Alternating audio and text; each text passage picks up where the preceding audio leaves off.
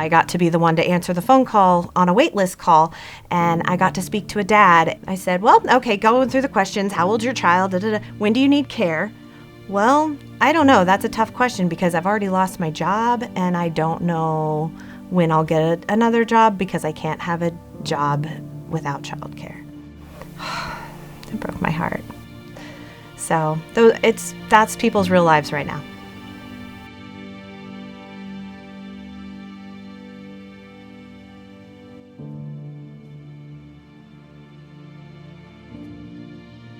So currently in Saline County in the area, we know through Department of Labor, Bureau of Labor Statistics information that a child care center worker on average makes a wage of $11.83 an hour, which is not a living wage, not only not a living wage, but it's actually a poverty wage for our area that you will not be able to survive on just that alone.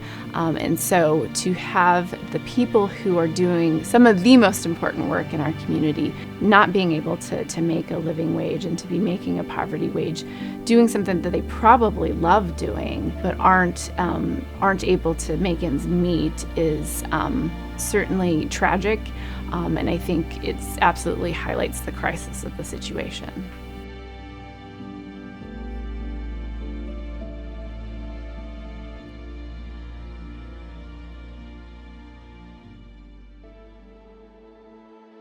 This is a community issue. Definitely, childcare, not having it is definitely a community issue. As our town is trying to grow and we're building new businesses, and as you know, Schwann's, Vortex, Great Plains, Kubota, as all of those are trying to expand, when people are trying to come into the community, because we don't have enough people in our own community to support those positions, there's two big obstacles in those people's way. One of those happens to be childcare. You know, the local child care constraints that we have right now, it's having impacts on us in terms of being able to hire the right numbers of people. I think one of the challenges that we have is when you have young families and there's not child care available, they end up having to go to communities where there is child care available for them to be able to get the work and the jobs that they need. So it's really a comprehensive package where we need to be able to support childcare and also the workforce at the same time.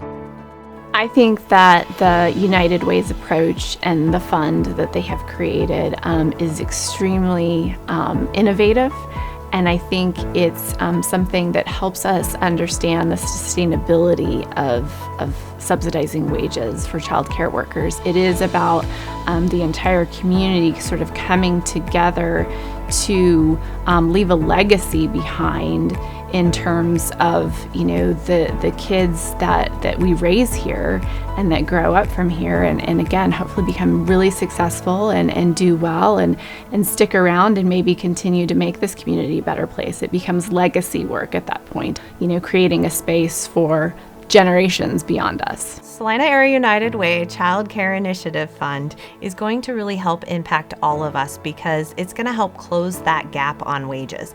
Those places where I can't fill the gap with opportunities to get those wages higher, and also it's not going to put the burden on the parents and the community individually. So by adding to this fund, we're going to have an opportunity to help everybody in the community. And it's a great way for our community to say that as a united front, we can make a big difference.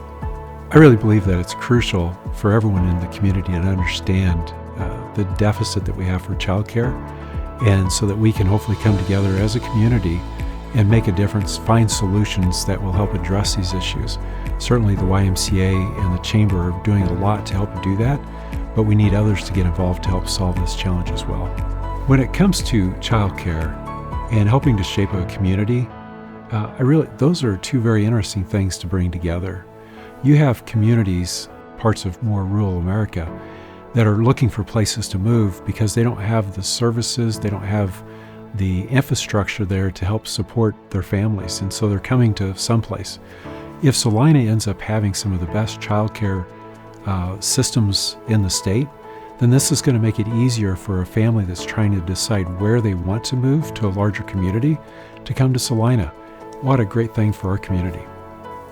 I think that the Early Childcare Initiative Fund really does have the capacity to transform how childcare can be done in a community and done really well.